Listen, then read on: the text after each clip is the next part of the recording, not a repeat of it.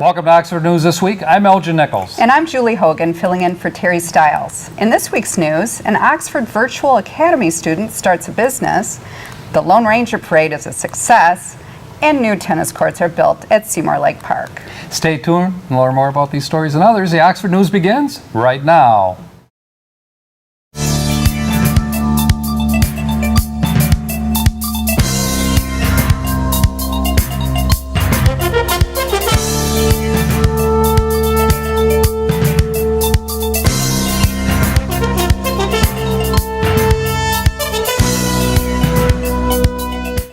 With the November 7th general election approaching, district officials are looking to shed light on facts regarding both the bond and sinking fund proposal. As part of the effort, Superintendent Tim Throne explained the bond and sinking funds would allow district officials to invest $30 million into security enhancements, electrical and mechanical upgrades, and projects to renovate. These days, it's possible to lease anything: houses, vehicles, appliances, and even village managers. In a 4-0 vote last week, the Oxford Village Council voted to approve an agreement with the Illinois-based GovTemps USA for Evan Teach to serve as interim village manager from August 2nd through November 3rd of 2017. Council approved the agreement, and it may be extended up to February 2nd, 2018, if both parties agree in writing. We will keep you posted. Organizers of the Lone Ranger Parade and Festival should be proud. All the posse's donated time and labor paid off big time. Efforts started with a pub crawl fundraiser in downtown Oxford in June, and according to festival organizer Rod Charles, the crawl was a success, attracting more than 500 friends of the Masked Man. The parade was well attended as well. Posse members included Barry Allen Faulkner, Susan Schur, Gino Malia, Joe Young, Angela Logan, Craig Shadgina, Walt Bargen, Carol Carr, Chris Zitney, and posse leader, of course, Rod Charles. Thanks for another successful festival, folks. Residents looking to register for programs through the Oxford Township Parks and Rec need not bother going to the Village Municipal Complex on West Burdick Street anymore, because nobody's home. After 15 years of leasing space from the Village, Parks and Rec built their own space inside the Seymour Lake Township Park. On August 7th, Parks and Recs officially opened in their own 2-story, 2,500 square foot space. All you tennis players, grab your rackets and head over to the Seymour Lake Park because the tennis courts are now open. As part of a $2 million bond approved by November 2016 by Oxford voters, and the old courts installed in 1982 were torn out and they were replaced. Parks and Rec Director Ron Davis says they were deteriorating well past their time. Oxford High School graduates who received their diplomas in 1976 and 1977 are invited to a reunion on Saturday, September 9th. The reunion will be held at American Legion Post 108 and cost is $35 per person. If you haven't been contacted, please call to make a reservation or update your address. Reunion contacts are Mark Malash at 248-660-3549 and Barb Claycomb, 248-628-4481. For such a young man, Spencer Kelly is certainly accomplishing a lot in life. Last year, the Oxford Virtual Academy student unleashed his entrepreneurial spirit and founded his own business. This year, Spencer, an Orion Township resident, will be a panelist and exhibitor at the U.S. Autism and Asperger Association's 12th Annual World Conference. The expo will be held in Portland, Oregon, August 24th. Spencer says it's a once-in-a-lifetime thing, and it's unbelievable. Congratulations, Spencer. And that's Oxford News for this week. If you'd like to learn more about these stories and others, go to your local store and pick up a copy of the Oxford Leader newspaper, or better yet, catch us here on the website occtv.org, YouTube, and of course right here on Charter 191 or AT&T Channel 99. Coming up next is OCTV's very own Cody Wright with sports, and you won't want to miss Auto Talk and Science in the News with Dave Kenny. I'm Julie Hogan, and this is Oxford News This Week, where we bring your news closer to home. And I'm Elgin Nichols. Remember, always be kind to your friends and neighbors, and thanks for watching. Welcome to American Legion in Oxford for the best fish on Fridays. That's right, from noon to 8:30. You can get the best walleye in Michigan. You can get walleye, baked cod, chicken strips, baked potatoes, and more. On the hall side of the Legion, oh, hello there, friends. You can have 12 friends on a table, any one of the best military museums in Michigan. And the dining side, oh, hello again. More comfortable with many 4-seat tables and a couple of 5-seaters. Now on Friday we usually have about 400 to 500 of best friends for our fish. Carry out? You bet. We have 50 to 60 carryouts at the post. We have some young friends with the birthdays and some of our best seniors at the post. Oh yeah, waitresses, they go like a track waitress to get your food. If you have never enjoyed our secret famous walleye at the Legion, come on in every Friday from noon to 8:30 at the American Legion Post 108 on 130 East Rainer Road, Oxford.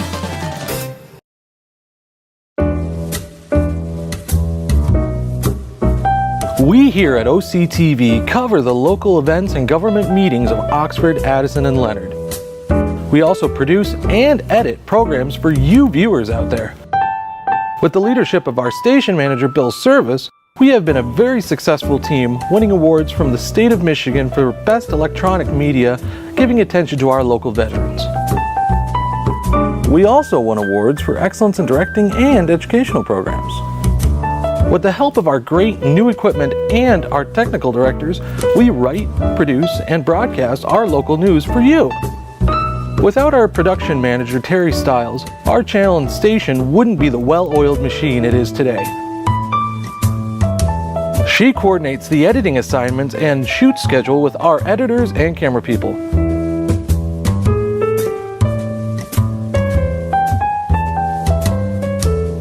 OCTV and its communities make a great team.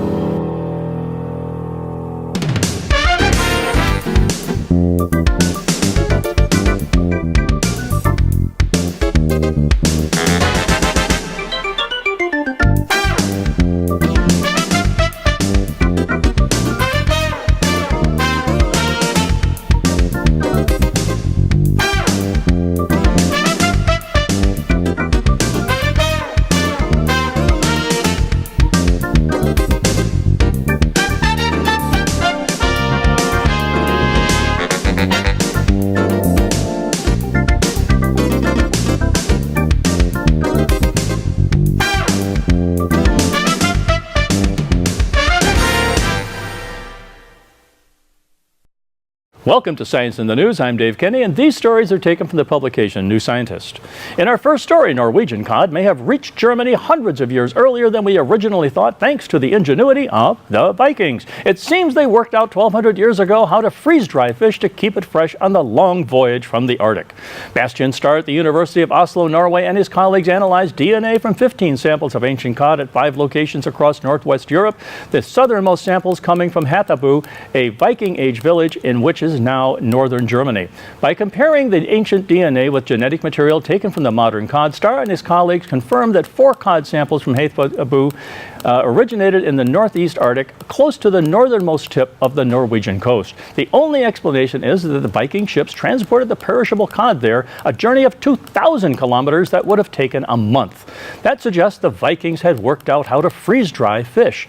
Arctic cod populations only come close to the Norwegian shore and to spawn in winter, and in Viking times that would have made it easier to catch. The winter chill would have made it simple to freeze-dry the fish naturally. In other words, centuries earlier than the first documented use of salt to preserve Norwegian fish in the 1690s, Vikings knew how to keep cod fresh to sell in distant markets.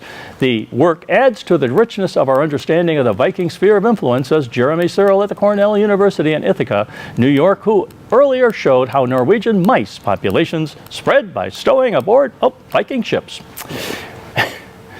In our next story, apps are needy, perhaps too needy. It turns out that ditching the notifications can have a profound effect. When researchers at Spanish telecommunications firm Telefonica launched the Do Not Disturb challenge 1 week without notifications, no one would bite. They scaled it back to 24 hours, but even that short a period of time made the 30 participants generally more anxious about what they were missing. However, they were less distracted and more productive. After this challenge, 2/3 said they would change how they manage their notifications. Surprisingly, half had actually stuck with this goal 2 years on, suggesting that even a short enforced holiday is a powerful intervention. The results will be presented at the Mobile HCI 2017 conference next month in Austria. We need to get all the help we can get. If you need notifications, if you have notifications constantly grabbing for your attention, we know that you are more likely to make mistakes and you are less likely to get stuff done, says Anna Cox at the University College London Interactions Centre. In our last story, just add H2O to get it to go. Dousing a novel alloy of aluminum with water could offer a portable source of hydrogen for fuel cells, potentially transforming the energy market and providing an alternative to batteries and liquid fuels. It might even revive the struggling hydrogen economy. Earlier this year, Scott Grendel and his team at the U.S. Army Research Laboratory at Aberdeen Proving Ground in Maryland made a surprising discovery. They were testing a high-strength aluminum alloy by pouring water on it and it started to bubble, giving off hydrogen. That doesn't normally happen to aluminum. It usually oxidizes in water, forming a barrier that stops any further reaction. But this alloy just kept reacting. Hydrogen has long been touted as a clean, green fuel, but it is difficult to store and move around because of the low temperature and high pressure at which it must be kept. If aluminum could be made to effectively react with water, it would mean hydrogen on demand. Unlike hydrogen, aluminum and water are easy to carry and both are stable. But previous attempts to get aluminum and water to react required high temperatures or catalyst and were slow. Obtaining the hydrogen took hours and was around 50% efficient. Ours does it in less than 3 minutes, says Grendel. Moreover, the new material offers at least an order of magnitude more energy than lithium batteries of the same weight, and unlike batteries, it can remain stable and ready for use indefinitely. The important aspect of the approach is that it lets you make a very compact system, says Anthony Kshnarek, who studies fuel cells at Imperial College in London. Grendel's team has used the material to power a small radio-controlled tank, but he thinks it could be scaled up to power everything from laptops to buses. Well, that's it for this edition of Science in the News. I'm Dave Kenny. Stay tuned to Oxford Community Television.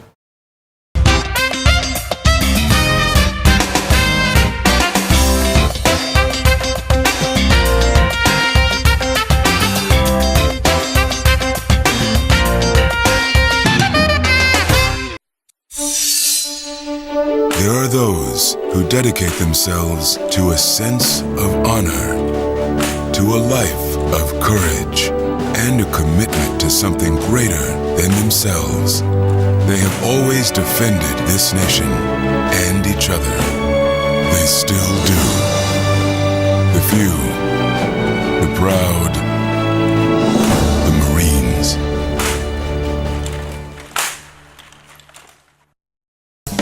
Do you love local sports? Whether it's Oxford High School or Parks and Rec, you can buy copies of each game.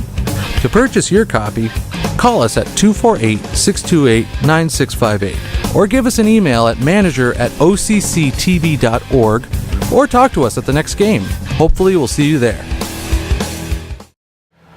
What's happening, Oxford fans? Cody Wright here once again with the Sports Report. I've said it all before and I'll say it again, the summer season is on its way out. We've had a lot of fun covering the summer events like the rec softball, senior softball, the Cars vs. Bars, the Tough Mudders, the lacrosse tournaments. It's been an exciting summer for Oxford sports. The girls U10 softball team took on Troy last week and that ended with a 6-2 win, and the U12 gals took on White Lake with a successful final of 11-10. We made it out to cover both of these games, so check them out on YouTube. We also managed to get an interview with a handful of the U12 players after their victory. Here it is. Primed up. Okay, here we are with the victors. I'll tell you, it was a close game, wasn't it? Yeah, very. Did you know it was 11-10? Was it 12-10? Yeah, Oh, okay, all right. Well, anyways, let's introduce ourselves. Who do I have? I'm Kirsten Erke. Abby Rayburn, Amy Bronikowski, Maya Lafnir. Brooklyn Ross. Ella Klemowitz. Amanda Costas. Ariana Hubbard. Oh, good job, girls. We got another game, don't we? Yeah. Oh, okay. So who's pitching next game? Maria. Is Maria pitching? Okay, well, good job. Okay. Come introduce yourself, ladies. Come on, introduce yourselves real quick. I remember this one right here. Boy, you've grown a lot. And you're pitching next game? No. Okay. Well, anyways, it was a great game. I think you only have 10 minutes in between anything. Is there anything you want to talk about today? The weather. Go ahead. It's a beautiful sunny day. A little hot. A little hot, yeah. Shaky. Okay. A little gross. We hit good. Yeah, you did hit very well. Yeah. And they were running the bases pretty good, weren't they? Yeah, and our fielding was good. Yeah, we did some good job. And Julie got a nice hit out in center field. Oh yeah. That was a nice looking hit. Yeah. Any other great plays today? Maya's catch. Oh yeah, were you up behind the plate there? Oh yeah, she got that like in really quick. Any other good plays you want to mention? No, come on. The catch Ella caught. Yeah, that one. Ella's catch. Good job out there, Ella. Yeah, and good fielding and everything, hitting it. Okay, well, we got to get going. We got to let these girls go to the next game. Thanks, girls. Can you get another win? Yeah. All right. So there you have it. Since the summer season is on its last leg, there's not much more for the sports as of right now. However, as soon as fall hits, we will have more than we can handle. So keep your eyes posted at oxfordathletics.org. There you can find the upcoming fall schedules. That is the website to go to if you're looking to get out to this year's football, soccer, track, and cross-country events. So keep that in mind. That is oxfordathletics.org. We'll also remind you when the time gets closer, and our website is occtv.org. Our YouTube page is filled with numerous sporting events, coverage of special programs, and weekly programs keeping you posted on the community. Once again, that is occtv.org. Well, I think that should cover everything for this week's sports. Until next time, I'm Cody Wright. We'll see you soon. There's a lot of history to Oxford. Hidden around every corner, deep in every crack, and sometimes right in front of you, waiting to be discovered. If you just dig a little, you'll find the great history of our beautiful town. Welcome to historic Oxford.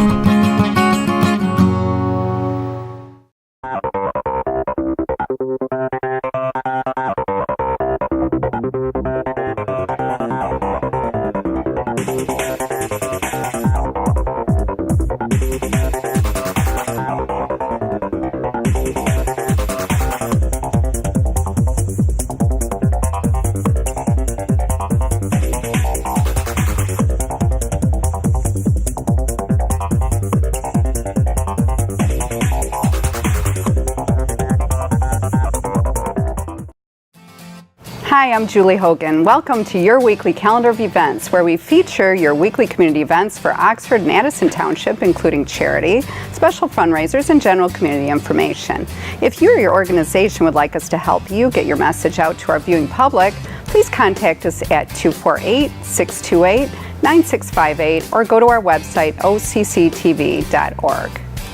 Would you like to know more about the history of your home?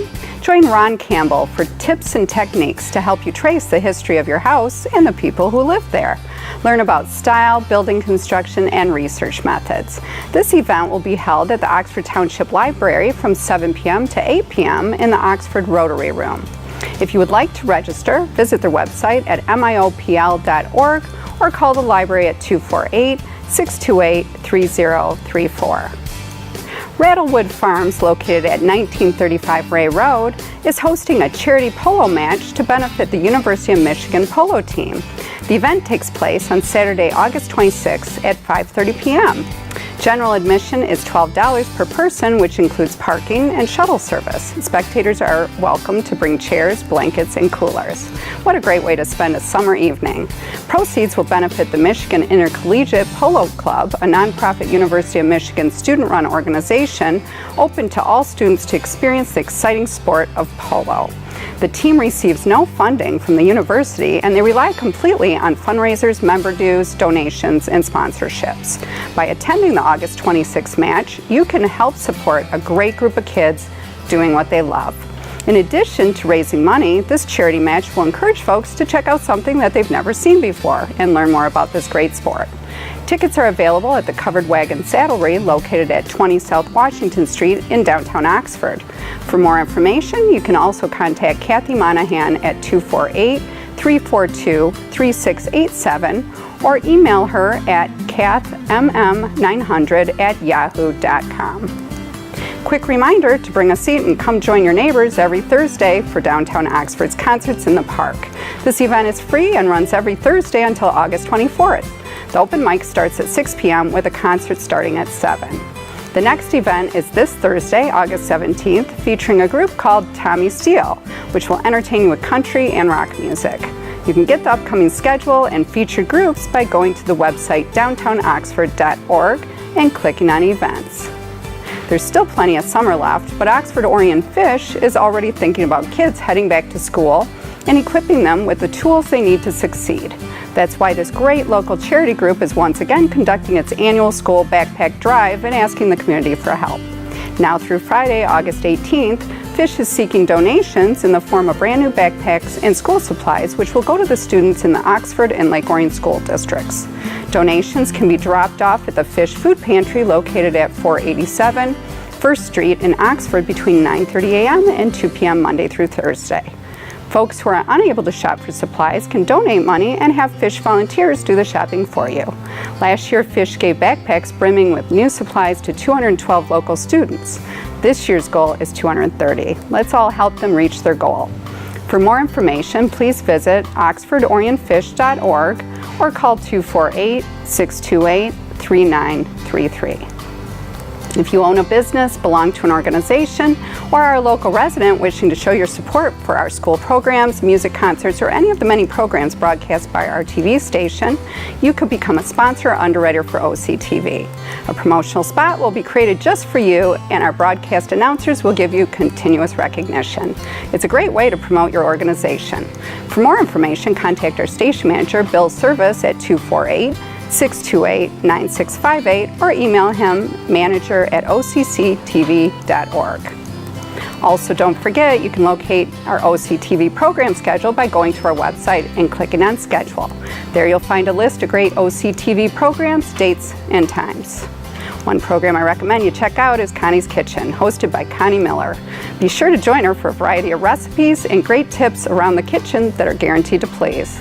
One thing for sure is that Connie always finds fun and interesting ways to mix it up and keep you entertained. This is Oxford Community TV's weekly calendar of events. Join us next week to learn more about new and exciting events happening in your neighborhood. Until then, make it a great week, and thank you for watching. Canine Stray Rescue does just that.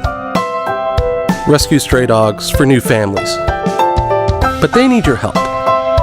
Become a volunteer at Canine Stray Rescue League of Michigan.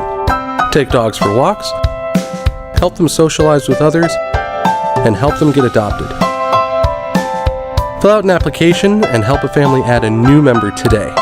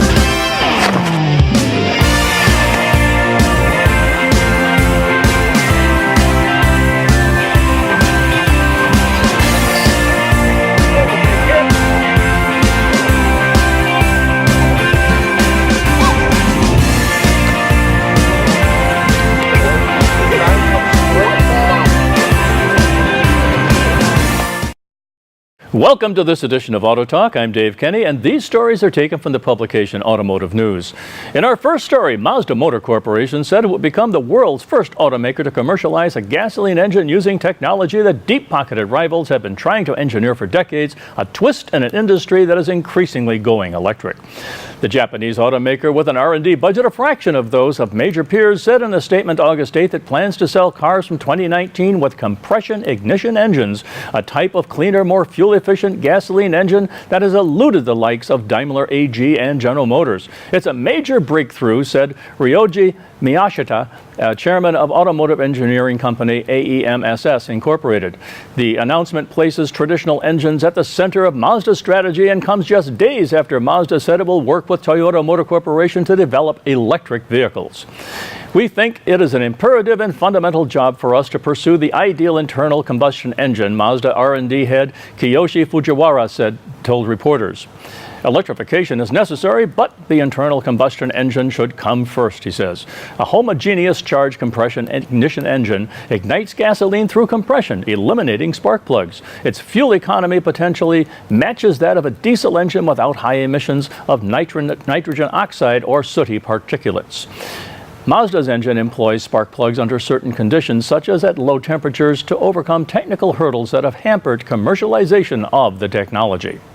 Executive Vice President Akira Muramoto called Mazda's engine technology the automaker's heart. It has called the engine SkyActiv X and said it would be 20 to 30% more efficient than its current SkyActiv G gasoline engine.